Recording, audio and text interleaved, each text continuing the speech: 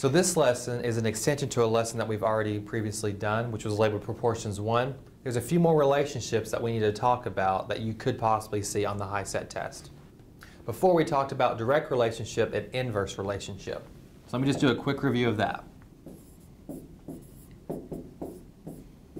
Now, last time we talked about if they're in a direct relationship, that means they're directly across from each other. So examples of that would be A and C are in a direct relationship, B and D are in a direct relationship, because they're simply across from each other. Next, let's talk about an inverse relationship. How do you know if two variables or two numbers are in an inverse relationship when they're in proportion to each other? They have to be in opposite corners. So for example, A and D would be in an inverse relationship, or B and C could be in an inverse relationship. So the new vocabulary we have to talk about is increase and decrease. Well, if two variables are in a direct relationship, they're going to do the same thing. So for example, if we're looking at A and C, they're in a direct relationship. All that means is they're going to do the same thing when it comes to increasing and decreasing.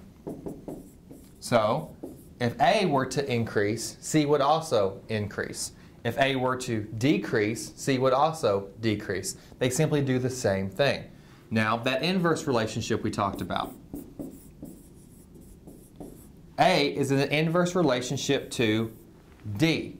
What that means is, as one goes up, the other one's going to go down. They're going to do the opposite. We talked about how inverse means opposite. Same thing applies here. So if A were to increase, D could decrease.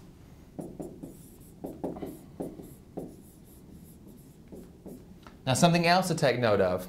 It can either be if A increases, C increases, period. It could be if A increases, D decreases because of the opposite, period. Or both could happen. So let's look at an example. So I can clarify what I just said. So let's say the problem says that A is supposed to increase, all right?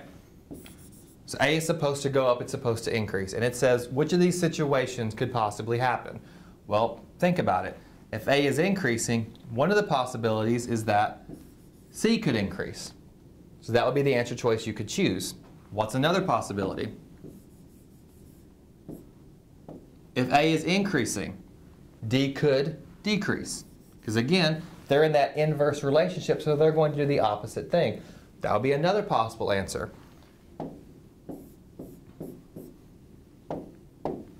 Another thing that could happen would be they both happen.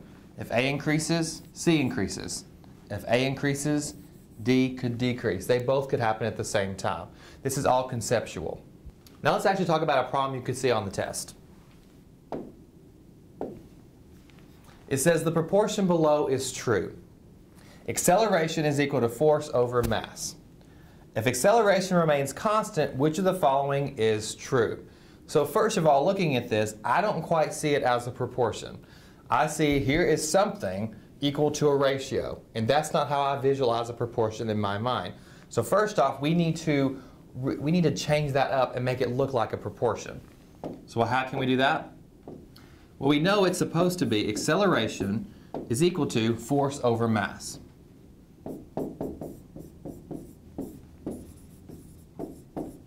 And we also know that anything by itself is always over 1.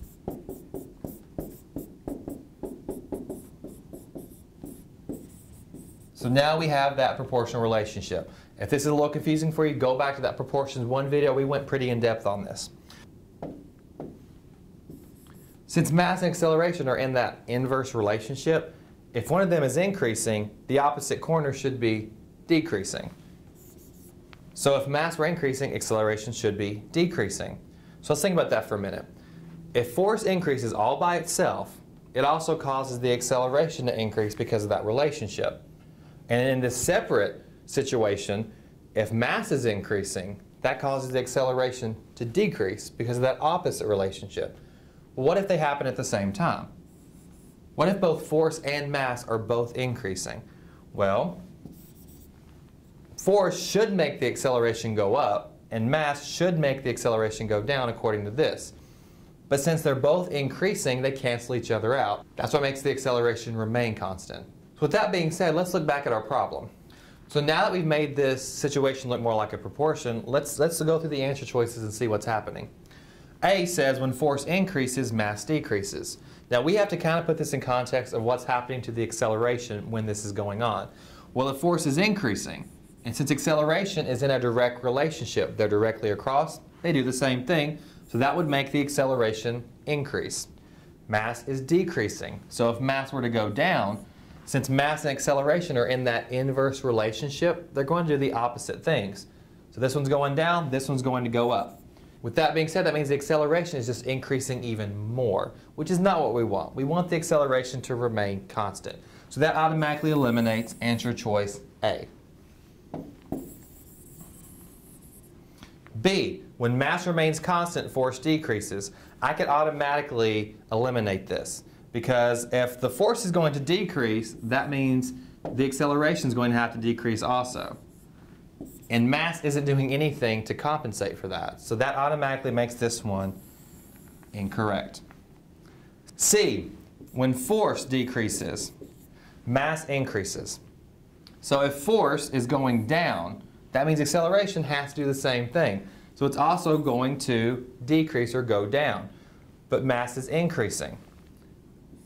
So if mass is going up, since acceleration is in that inverse relationship, it's going to do the opposite thing, which means it's also going to go down. Well, now acceleration is just decreasing at a faster rate. That's also incorrect. D, when force remains constant, mass increases. So what's going on here?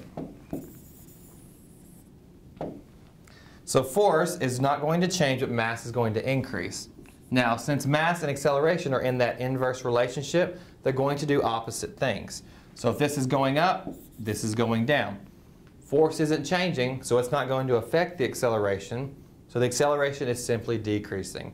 That's not what we want. We want it to remain constant. So therefore, D is also incorrect.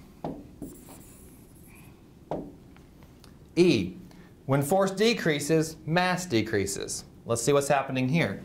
If force is going down, acceleration must be doing the same thing because they're in that direct relationship. So acceleration is also going to decrease. The mass is decreasing, and since mass and acceleration are in that inverse relationship, they're going to do opposite things. So since force and mass are both decreasing at the same time, acceleration does not change.